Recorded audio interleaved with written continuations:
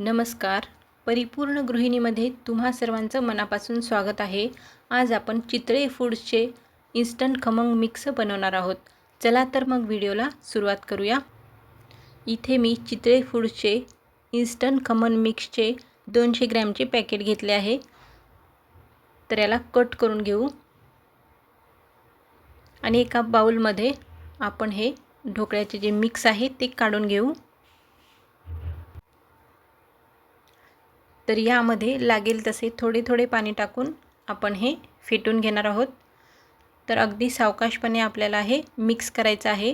जास्त जोरात फेटायचं नाही.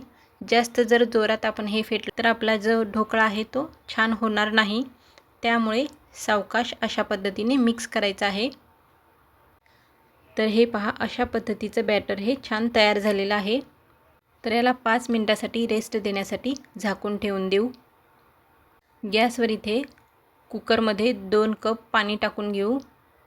यामध्ये खाली जाळी टाकून घेऊ. इथे मी कुकरचं भांडं घेतले आहे, त्याला तेल लावून घेऊ. तुमच्याकडे स्टीमर असेल तर तुम्ही स्टीमर घेऊ शकता. तेल लावलेल्या भांड्यामध्ये आपण हे मिश्रण ओतून घेऊ आणि एकसारखं होण्यासाठी याला थोडंसं टॅप करून घ्यायचं आहे. कुकरमधील पाणी आता गरम झालेलं आहे. हे भांडं ठेवून देऊ आपण आणि कुकरच्या झाकणाची शिटी काढून आपण हे झाकण लावून घेऊ. गॅसची फ्लेम लो टू मीडियम करून 15 ते 20 मिनिटासाठी आपण असेच ठेवून देणार आहोत. 15 मिनिटानंतर मी काढून पाहिले होते. त्यानंतर परत 3 मिनिटासाठी ठेवले होते, तर 18 मिनिटे झालेली आहेत. तर आता परफेक्ट हे तयार झालेलं आहे. थंड झाल्यानंतर चाकूने आपण हे थोडंसं सुटं करून घ्यायचं आहे आणि एका ताटामध्ये आपण हे अशा पद्धतीने टॅप करून काढून घेऊ. हे पहा, मस्त असा ढोकळा तयार झालेला आहे. तर याला आता आपण कट करून घेऊ.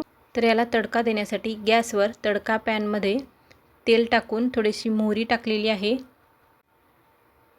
त्यानंतर थोडीशी कढीपत्त्याची पाने,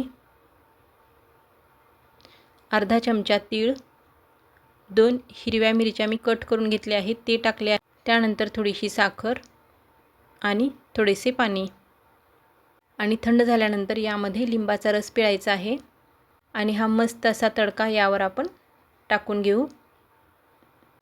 तर हा झटपट असा ढोकळा बनून तयार आहे. तुम्ही देखील नक्की ट्राय करा आणि आजचा हा व्हिडिओ पाहिल्याबद्दल धन्यवाद.